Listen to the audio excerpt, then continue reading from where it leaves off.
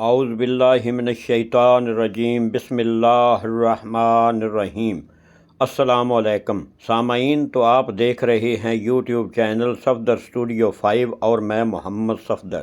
تو ناظرین، جو آج کی ہم ویڈیو ریکارڈ کر رہے ہیں اس کا عنوان ہے جناب آدم کی توبہ اور کلمات توبہ، اور جناب آدم کو اماں حوا کا ملنا زمین پر۔ تو ویڈیو کا آغاز کرتے ہیں۔ حضرت آدم اور حوا نے 300 سال رونے اور زاری کرنے کے بعد رحمت خدا بندی کی توجہ کا اشتیاق حاصل کر لیا۔ وہ مدت تک آنسوؤں کی لڑی اور ابر ندامت کی جھڑی میں توبہ و استغفار کرتے رہے۔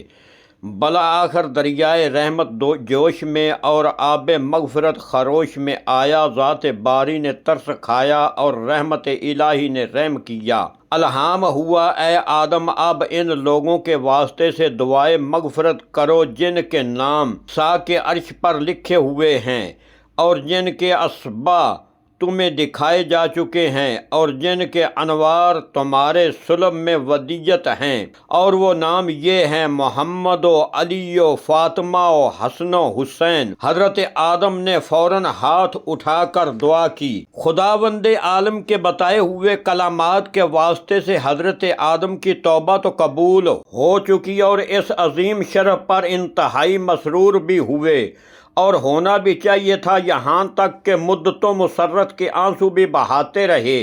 لیکن اس کے باوجود ان کے دل سے ناراضگی باری، فراق جنت اور جدائی جناب حوا کے غم کے بادل نہ چھٹنے، اور وہ بدستور رنجیدہ ہیں۔ تو خداوند عالم نے آدم سے فرمایا کہ اے آدم، ہم نے تم کو پیدا کیا، ہم نے تم کو فرشتوں کے مقابلہ میں سرفراز کیا، ہم نے تم کو جنت میں رکھا، اور اب تمہارے ترک اولا کو بھی معاف کر دیا اور تمہاری توبہ بھی قبول کر لی۔ آخر اب کیوں رنجیدہ ہو؟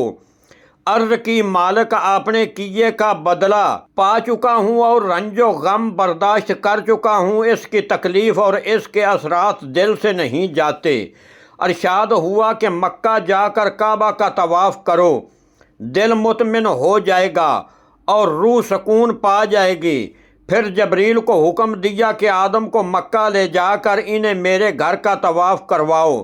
حضرت آدم حضرت جبریل کے ہمراہ مکہ معظمہ پہنچے اور اس گھر کا طواف کیا جو خیمہ کی صورت میں مقام بیت پر نصب تھا۔ ایک روایت میں ہے کہ حضرت آدم کو جبریل پا پیادہ لے گئے، جہاں جہاں ان کے قدم پڑتے تھے سبزہ لہلہانے لگتا تھا اور ریت کا میدان گلزار بنتا جاتا تھا۔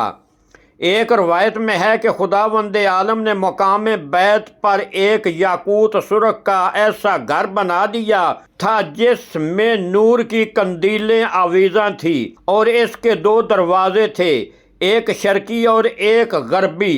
اس کے اوپر ایک خیمہ زبر جد سبز کا نصب تھا جس کی تنابیں سونے کی تھیں۔ الغرض حضرت آدم جناب جبریل کے ہمراہ مکہ پہنچ کر مشغول طواف ہو گئے۔ طواف سے فراغت کرتے ہی ان کے دل کو قدر سکون حاصل ہو گیا۔ اس کے بعد جناب جبریل نے انہیں کوہ صفا پر پہنچا دیا۔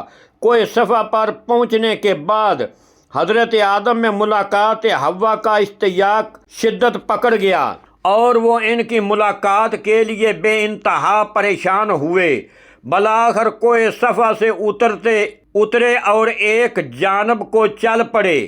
جس طرح حضرت آدم بے چین تھے، جناب حوا بھی بے چین تھی، اور جس طرح حضرت آدم کوہ صفا سے اتر کر تلاش حوا میں ایک طرف چل پڑے تھے، اسی طرح جناب حوا بھی کوہ مروہ سے اتر کر ایک جانب کو روانہ ہو گئی تھیں۔